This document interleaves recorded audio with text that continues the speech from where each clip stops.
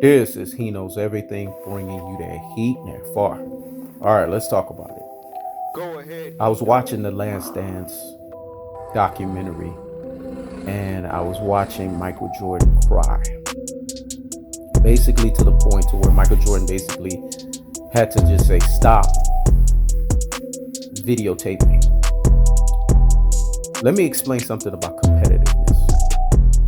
Michael Jordan used three terminologies all the time: competitive juices, competitive nature, and basically competitive fire. There's a reason why Jordan used to always say that, and he continuously does that. Even in a recent interview with Stephen Curry looked like he was like a kid at the candy store, basically being interviewed by Michael Jeffrey Jordan. That was hilarious in of itself. It was damn near funny. The only person that I know that is not intimidated by Michael Jordan was Kobe Bryant. Michael Jordan, you have to understand the mind of Michael Jordan. Michael Jordan is what we would say a sociopath. Michael Jordan is what we would say a guy whose psychology is built upon not basically playing for second best. That mentality rubs a lot of people the wrong way, even in life, because a lot of people don't like to compete. A lot of people don't have what's called competitive nature. They don't have what's called competitive fuel. They don't have what's called competitive fire. They don't understand what that means. They don't have competitive juices in their bones. And when it's all said and done, competitive nature pushes people to excel to the next level. It pushes them to basically get to the point to where they are progressing, to where they are getting themselves to the next level. Competitive juices is all what it's all about. It's about prescribing yourself to a level to where you need to push yourself. You need to basically get yourself to the point to where you know that what you've done is not enough, and that there's a mountain to climb, and that you're trying to get to the next level. This is what Michael Jordan was showcasing in The Last Dance. He was showcasing the mind of the greatest basketball player to ever touch a basketball. And in order for you to channel that mind, you have to channel greatness personification. What have we said about greatness personification? Greatness personification can only be hindered. The motherfucker can't be stopped. And that's what Michael Jordan was pushing towards. Greatness personification. Basically embodying the embodiment of what greatness embodies and what it means. When you're dealing with somebody that's competitive in everything that they do, they're competitive when it comes to basketball. They're competitive when it comes to baseball. They're competitive when it comes to just basically you being around them. That can rub a lot of people the wrong way. I share that with Michael Jordan, that competitiveness, that competitive drive, the drive to always want to compete, the drive to always want to take yourself to the next level. So I understand what that psychology is all about. I understand what that mentality is all about. I understand the mindset. But that mindset that Michael Jordan has is the reason why a lot of people on this planet have excelled in their respective genre of their profession. A lot of people blame Michael Jordan after The Last Dance. Now, are you blaming Michael Jordan, or are you blaming the fact that you are mediocre? Are you blaming your mediocrity? Are you blaming the fact that you are not excelling and pushing yourself to the next level? The only people that cannot stand a Michael Jeffrey Jordan's mindset are people who love to be subpar, be mediocre, and be basically what we would say just meeting the fucking bar, not going over it, not stepping over it. Michael Jordan birthed Kobe Bryant. Kobe Bryant was so enthused, so enthralled by this mindset that it pushed him. And, talking about Kobe Bryant and Kobe Bryant's mindset in of itself, Kobe Bryant went to another level, another gear, even past Michael Jordan. But it's because of what Kobe was able to see watching this guy and how Kobe was so obsessed.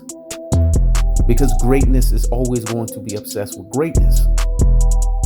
If you don't prescribe to greatness, if you don't achieve for greatness, if you don't push yourself for greatness, if you're not trying to get yourself to the next level of what's called greatness, then you're gonna be irritated with the Michael Jeffrey Jordans of the world. You're gonna be irritated with the Kobe Bean Bryants of the world. You'll be irritated with that mindset. But it's that mindset that was able to push the Michael Jordans of the world to get to the next level. It's that mindset that got Michael Jordan 6 for 6. Never let that thing go to 7. Go ahead, This guy's absolution, 100% NBA Finals averager and performer. It was that mindset that got him there.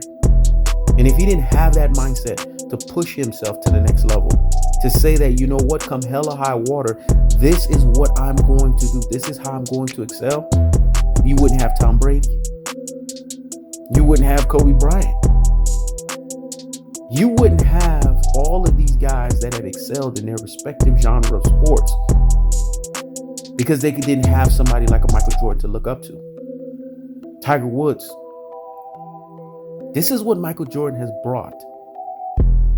A level of standard of excellence, a level of competitiveness, competitive juices, competitive nature, competitive fire. And even at the basic level of competition, when you look up the word competition, guess whose name is right next to it? Michael Jeffrey Jordan. This is how this man has been endued and enthralled in competition. This is how he's pushed himself. And when it's all said and done, instead of people sitting here and spitting left and right, not understanding what Michael Jordan has brought to the game of basketball. I mean, LeBron James, LeBron Ramon James. You have a lot of LeBron Tard fans. They don't even understand that LeBron James even looked up to Michael Jordan.